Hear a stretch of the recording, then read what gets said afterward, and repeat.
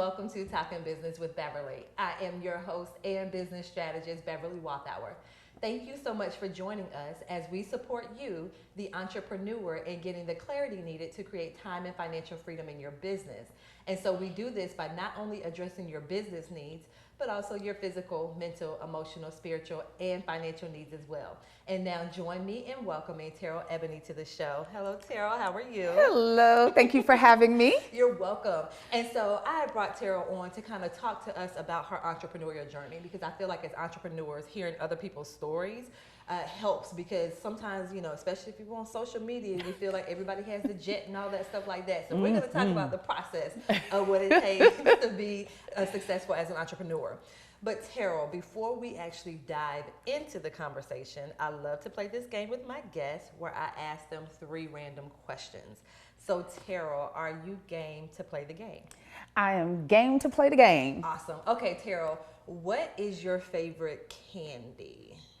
My favorite candy is chocolate. Anything chocolate, just don't even matter, just chocolate. As long as it doesn't have nuts in it. A Kit Kat or a Twix. Let me be specific. A Kit Kat or a Twix. Now see, she said Twix. I had a flashback when I was little. My mama would buy the Twix with the caramel in there without the peanut butter, and I used to boo-hoo cry. Yeah. I'm like, I don't want this without this. Yeah, I had a flashback. I'm back though. And so, Terrell, are you a cat person or a dog person? Neither. There we go. What about a goldfish? No. No. I might be able to do a goldfish. I might be able to do a goldfish. I'm afraid of anything that has more feet, more legs, and sharper teeth than I do. I can't. Her and that dog over there fighting. Look. We go goldfish. Okay, so I can do a goldfish. Okay, we got you with the goldfish. Okay, and then what is one movie that you can watch over and over and over again? Oh my God, there's so many. A movie that I can watch over and over and over again. Legally Blonde. Okay, we're gonna take that. Legally Blonde. She said there's so many of them that she came on. There sure is. When you get it and it's so good, you just sit there and just keep going, repetitive, the words and everything. all the time, all the time. And especially when you realize that the movies that they're creating today isn't as good as yesteryear. So when you find that good one. So you one of those where the kids like, okay, mom, look, come on, mom, yeah. come we got to see this again. Yeah, yeah, we do. Yeah. They don't make it like they used to. That's right. We have become our music parents. too. Yeah, we have become our parents. Yes. Yeah. Oh Lord Jesus. So Terrell, let's go ahead and dive into this conversation. So once again, just about this journey to in entrepreneurship. Yes. So share with our viewers just a little bit about what type of business you have. The name of my company is called Find Your Purpose, and it is a coaching and consulting strategic firm.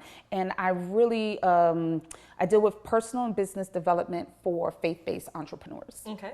So wait a minute, that caught my attention right there. Why faith-based in particular? Well, I'm very faith-based, and I tend to attract. I have a very big belief in the law of attraction, and I tend to attract those people. So I realized that those became my ideal client. If I was to tell you that was my goal initially, I would have to say no. But when it was coming to me, I said, well, okay, God, I guess this is what it is. And so we went with it. I love that, because we serve a similar market. And when God was like, I was like, you sure, God? Those people, your people? Okay, God, I got you. Okay, I got you. So, you focus on faith-based entrepreneurs and kind of, how do you support them in what you do? So a lot of times faith-based entrepreneurs go through a journey of, I don't know if I should be charging. I don't know if I'm charging too much because, I guess they feel that they should be tithing more. I'm still trying to figure out why they feel this way. Because I told them, I said, look, God said that you're supposed to live abundantly. You know what that means?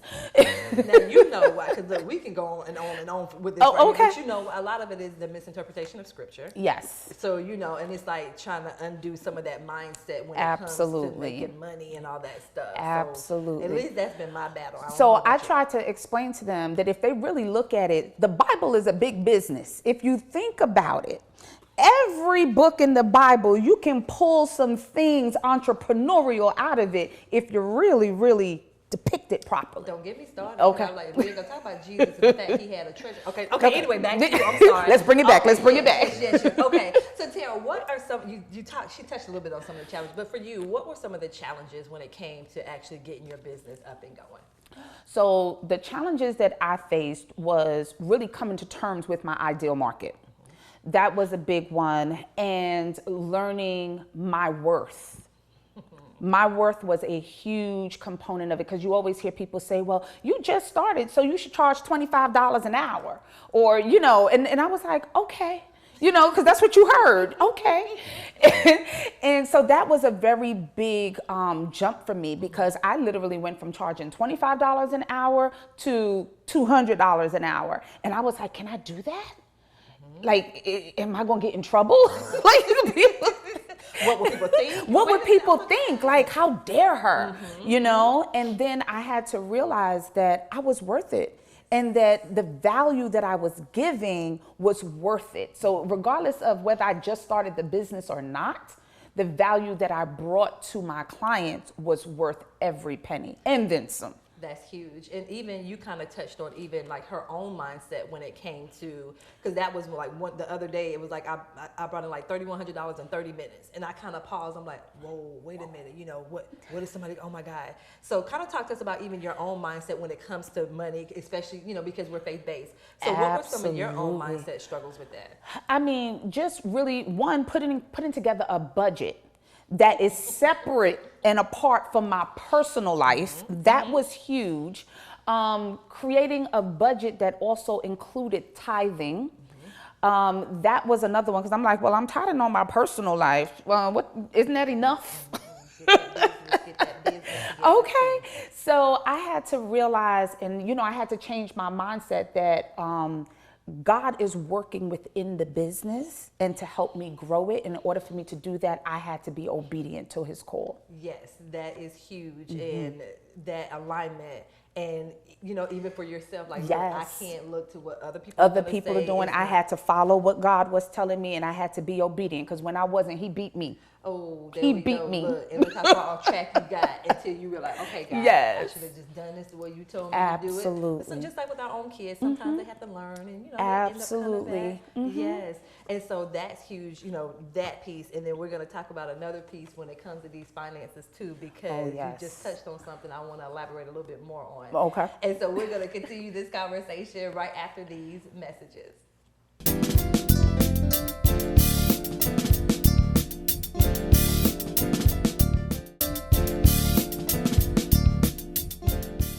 Hello, I'm Beverly Walthour, and I'm a business strategist specifically for coaches.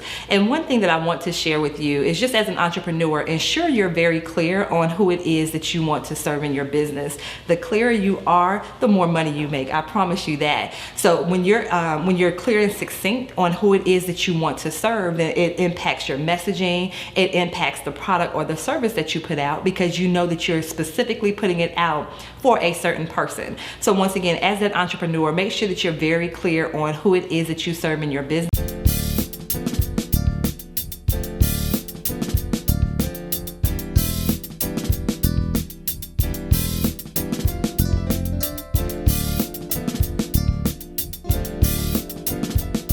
Hello, and welcome back to Talking Business with Beverly. So we are having a conversation with Terrell Ebony, and she's just talking to us about her entrepreneurial journey. So Terrell, and we talked a little bit about this, but what do you say to that person that either says to you or to your clients, you know, how dare you charge for your God-given talents and all that stuff? What do you say to them? Why not? Why not? Other people are doing it. Why do you not feel that you are worth it? That's what it is. Do you not feel that you are worth it? And a lot of times the true answer is, I don't know. And then we have to explore that. So then that's where the real coaching comes in. So we stop doing strategy and we have to coach, because we have to get down to the bottom of, why do you not feel that you are worthy? And a lot of times and I went through it. I didn't have the education. I didn't have the experience, or there were other people that were more experienced than me. There were, a lot of those, I just started the business. There are a lot of these faux pas that we kind of go through, and we tell ourselves, and I tell people that self-sabotage, got to cut it out. Been there, done that. I recognize it because I've been down that road. And those are the things that keep us back. And it's fear. It's all fear-based. That's what It's all fear-based. Whatever excuse you come up with is wrapped in fear. Yeah. Pretty much what it is. And so, Terrell, kind of talk to us, what are some of the myths that are out there when it comes to entrepreneurship?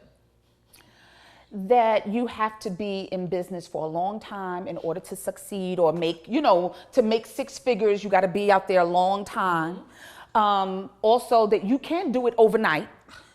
Like these overnight success, you can make $1 million in 2 weeks. Oh, I can't? No, I can't? Oh, okay. I try to tell people everything that you see, everything that you hear, you have to understand that your journey is different from everybody else's. So there is, and there may be somebody who experienced that, and that was their God-given path. Yes. What does God have for you? What is your journey that he has you on? And that's the path that you have to follow. And it may be 6 years before you make $1 million. It might be 6 months. It might be 6 weeks. We don't know. But I do know one thing. If you don't start, you'll never find out. True. That's true. So kind of talk to us, about your entrepreneurial journey. Because what you're doing now is not what you started off doing, correct? Absolutely not. Okay, Oh, my goodness. Walk us through your journey so those that are out there like, oh, my gosh, they can see that they are not the only one. So let me see. Where do I start? I graduated from high school in 3 years, opposed to 4. Oh, smarty. Smarties, so smart that I started college and dropped out. Oh, okay. Okay. Wait a minute. I finished in 3 years, got my nurse's aide certification upon high school graduation, never used it a day in my life. I was working with the geriatric patients and was like, this is not for me. That's not it. This is not it. Okay. Went to college, dropped out, and I was like, no, what am I going to do? Started working in corporate America, got pregnant at 19. Said, well, I've got to do something. Started a business. It was called DMA, Demon Donza Associates. Ooh, that's a nice name. Look at Yes. I started this business, and it was, faxing and doing resumes and, just doing business services. And I was like, this is not making much money. This is not making too much money, right? So I was still working, and I would realize the biggest thing is that I realized I needed more time with my son. He was going through some things, and I knew that I needed to be there for him. So I said, you know what, I got to do something. So my field at that time in corporate America was bookkeeping. So in bookkeeping, I said, okay, I could do bookkeeping consulting work. So I started working on QuickBooks and stuff like that, and I did that for a while. That was like really the start. Okay. And then my son started acting a fool. He started acting up in school, and I could not find any like counselors and stuff like that. They wanted to put him in special ed and stuff like that. And I was like, but he's smart. He's passing all his classes. He just, I said, does anybody talk to him? And I realized that there was nothing around for that. So I created it. I created my nonprofit, the Misunderstood Youth Development Center. That was done in 2005. In 2010, that was for prevention services. In 2010, I got approached by the Queens District Attorney's Office to do an intervention program for youth ages 14 to 19 that pled guilty to low-level felony crimes, an alternative sentencing program, first to be done in Queens County. Okay, and I was like, why me? Remember those things that we tell ourselves, right? I was like, me. And at that time, my son was in high school. He had just started high school, and I said, Terrell, why not me? I said, because my son could need that same program one day. So I did it. And from there, working with the youth, I ended up working with the parents. Can't help the parents without helping the youth. So I started doing parent coaching.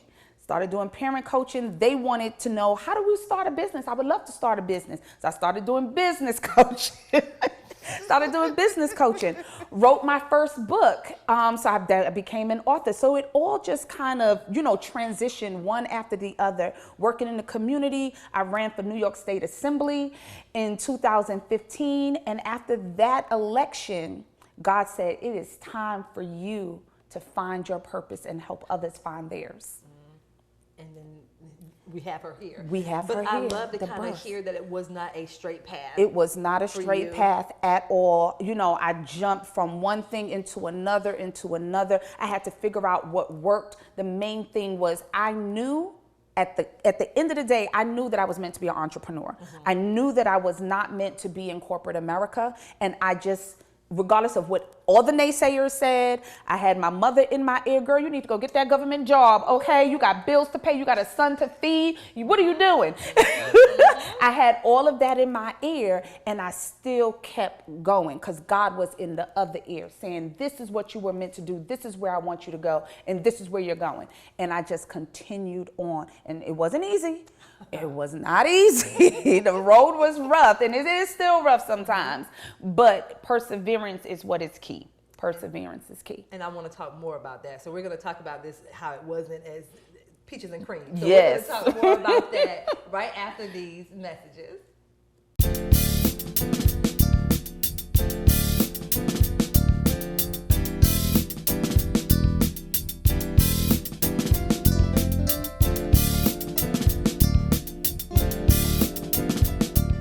And welcome back to Talking Business with Beverly. And so before the break, we were having a conversation with Terrell Ebony, and she was just kind of talking to us about her entrepreneurial journey. It was not a straight line.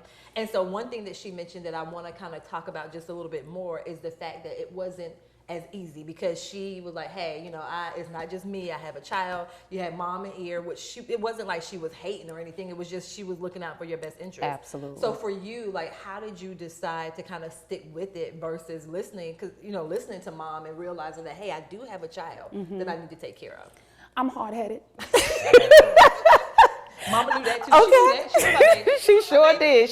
But she knew she had to try. She knew she had to try it, right? But, you know, there's something that was in my spirit that just said, you have to keep at this. You're good at this. And you just have to figure out what works for you. Not what works for everybody else. I watched my mother work 2 jobs my entire life and not be there physically for my sister and I. And I knew I wanted something more for my son. And that was my why. And that why is what drove me and kept pushing me, because anytime that he needed me, soccer, piano, basketball, foot, whatever it was that he wanted, I was able to be there. And I knew that that's what I wanted. I knew that that's what he needed from me.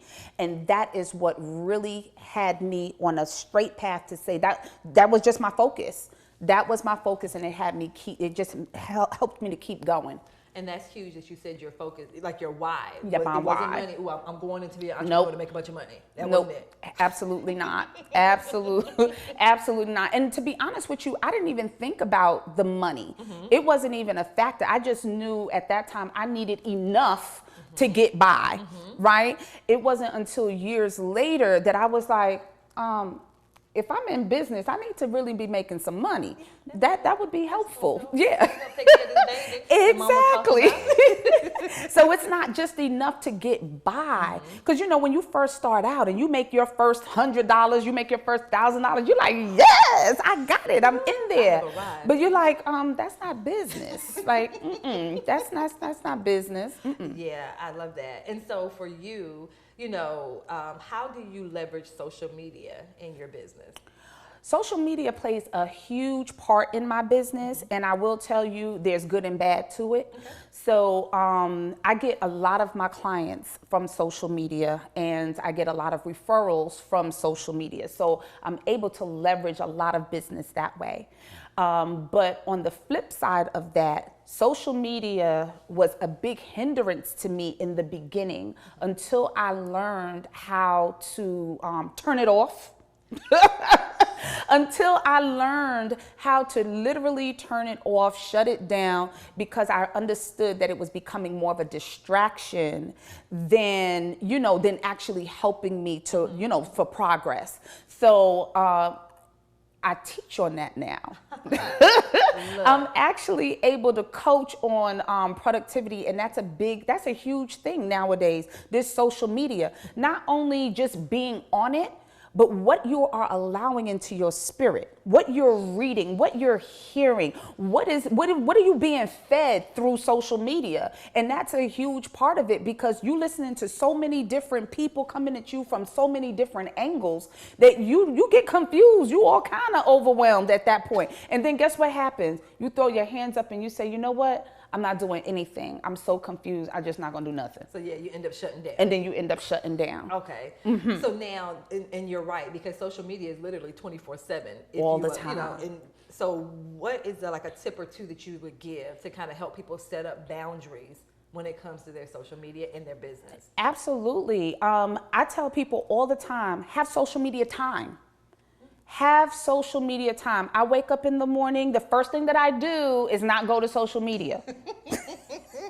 Facebook isn't my go-to the first thing in the morning, right? So you have to schedule the same way that you schedule content. You have to schedule social media time, and there has to be a time to turn it on and a time to turn it off. When that time is up, it's up. I feel the same way about emails. These are some things that can distract you. You're always getting so many emails.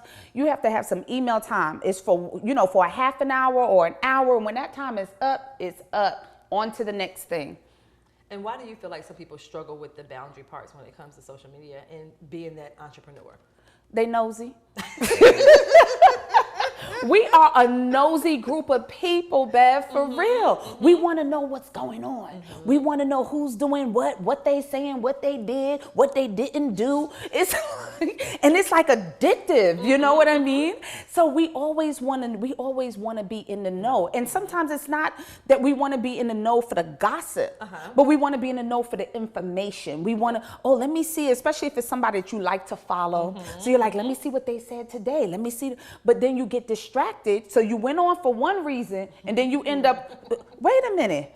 5 clicks later, you're like, wait a minute, an hour went by and I started off with one thing and ended up with another thing. So it's just really, you have to balance, and you have to be able to turn it off, know when you're being distracted. When you catch yourself, turn it off. But Terrell, can I lose a client or lose a potential client if I don't respond back to their email right away? Girl, let me tell you, so many people are like, I don't know what I'm going to lose. I feel like I'm going to lose out on something if I'm not on social media, if I'm not checking my email, if I don't respond to a text right away. Girl, if it's for you, it's for you. Ooh, boom. If it's for you, it's for you. You know, if they want, we live in a society where everything is so urgent, which is part of the reason why I moved from New York.